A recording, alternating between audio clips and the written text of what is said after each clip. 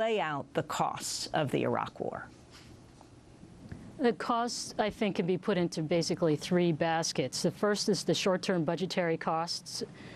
Second are the immediate human toll, which you've just mentioned, about 190,000 people killed, and then there are many wounded. And then there's the long-term economic consequences. Just think about the budgetary costs. The Bush administration told us that the war would be, maybe $50–60 billion. The person, Lawrence Lindsay, who gave a higher estimate of $100 to $200 billion was told to find other work. So what we see now is the cost of the Iraq War is $1.7 trillion so far. And into the future, more like $2.1 trillion, including those long-term benefits for veterans care. So that's in the one basket. And in the second basket, the human toll. That 130,000 or so civilians actually is probably an undercount, maybe by a factor of 2, because what's recorded is what Iraq Body Count notes. They keep a tally of press reports and official releases of civilian casualties, but we know that the Iraqi Ministry of Health and the morgues have been told not to release all the war's dead.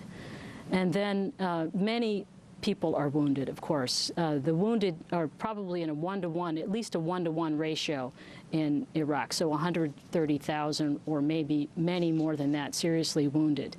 And then if you think about the long-term costs, we can get into that, but they're substantial as well.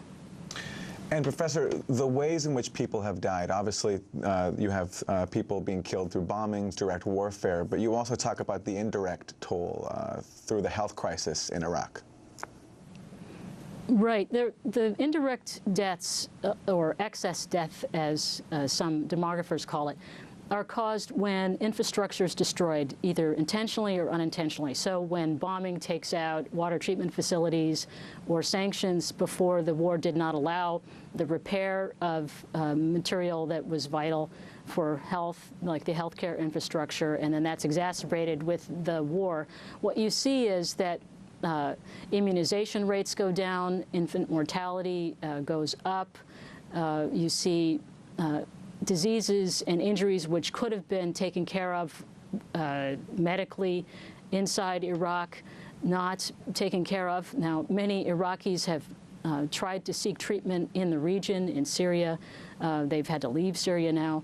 Jordan, Lebanon, they've even as far away as India, but getting treatment is difficult and expensive as well. So there's a huge healthcare crisis there. Many doctors have left not to return. So right now in Iraq, there are 22,000 physicians for a population of over 31 million. There are 84 psychiatrists for that same population, a population that is traumatized by many years of war, and before that by sanctions and another war. Then there's the U.S. soldiers. The U.S. soldiers who went there, the thousands who were killed, and the soldiers who come back wounded. Can you talk first about the deaths of U.S. soldiers and also those who came back physically ill, for example, respiratory illnesses, almost like we saw in the Gulf War? Well, the illnesses for the, well, let's just first begin with the deaths of U.S. soldiers. 4,488 soldiers died in the Iraq War. That is, of all kinds of causes, IEDs, which we're familiar with, but also being crushed by their own vehicles, in traffic accidents. They died in the many ways that people die in war, shot, and so on. Many come back wounded, complex injuries, more complex than in previous wars because of the higher survival rates in the field. And what you also see, which you've just mentioned, are chronic respiratory problems. So there's something called constrictive bronchiolitis, which is a disease caused by small particles, 2.5 to 10 microns, embedded inside the lungs of these returning soldiers, and that's caused by dust and burn pits. So this particulate matter gets inside the soldiers' lungs, and it decreases their ability to exercise. They're no longer elite athletes as they were when they deployed. Now they're having difficulty running a mile or two. And these soldiers also come back with higher rates of heart problems, and more than a third of them who have become subject to the Veteran Administration's care are seeking help for mental disturbances. Which brings us to suicide. In August, we spoke to Iraq War veteran Aaron Hughes about suicides in the military. Every day in this country, 18 veterans are committing suicide. 17% of the individuals that are in combat in Afghanistan, my brothers and sisters, are on psychotropic medication. 20 to 50% of the individuals that are getting deployed to Afghanistan are already diagnosed with post-traumatic stress disorder, military sexual trauma, or a traumatic brain injury. Currently, 1/3 of the women in the military are sexually assaulted. It's clear that these policies of the global war on terror has had a profound effect on the military and my brothers and sisters, while simultaneously perpetuating a failed policy. And unfortunately, we have to live with that failed policy on a daily basis, and we don't want to be a part of that failed policy anymore. Iraq War veteran Aaron Hughes talking about suicides in the military, this emotional cost, the deaths that relate to suicide in this country from soldiers returning, veterans, and also the costs of veteran care. Professor Crawford. Well, 349 active duty soldiers committed suicide last year. And then there are the veterans who have tried to take their life and not succeeded, and then the many who succeed. Soldiers, active duty soldiers, that's more than a soldier a day, just active duty. That doesn't count veterans. Every day, 300, close to. 349. Close to. Yes, almost a soldier a day. That's right. And these active duty soldiers are lucky. They have available to them the resources of the Army, the Marine Corps, the Air Force, the Navy, trying to help them not commit suicide. And unfortunately, those efforts are not bearing fruit. That's a higher suicide rate than the year before, and a higher suicide number than the year before that.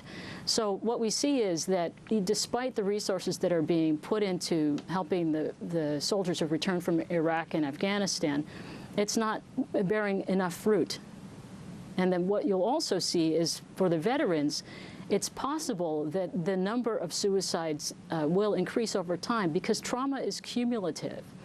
There's a study in World War I that found that if you had somebody out in the field long enough, everyone would return with what they then called shell shock, or now post-traumatic stress.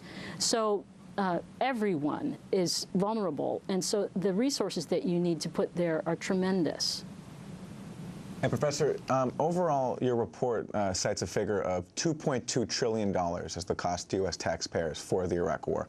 But you actually say that the cost could be higher because so much of that funding was borrowed, so there'll be more money to pay because of interest. That's right. It's like buying a house, and in this case, we bought a house that never really functioned, and we have repair costs. But just talk about the interest on our mortgaged war.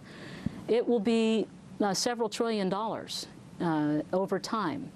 Now, the United States has many policy options available to deal with the interest on borrowing for the war, which could reduce the several trillion. But the trillions that the United States will pay in interest if we don't, for instance, engage in a war tax, will exceed the cost of the war.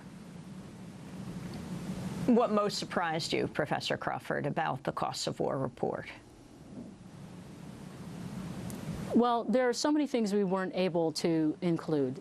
For example, we didn't look at the cost to the Allies. The UK and Germany have spent $20 billion apiece, probably, but they don't know themselves, on the wars in Iraq and Afghanistan with the United States. So the U.S. has sort of been subsidized by its allies. So we didn't include some of these larger costs. And of course, we weren't able to get to some of the costs in the region. So what struck me was how much we don't know yet about the cost. The second thing that always strikes me is the sort of indifference to life that one sees, both the life in Iraq, how we don't know exactly how many people have died in Iraq, and how we still don't know and haven't put the resources in to repair, so to decrease the indirect deaths that will follow over the years from this war.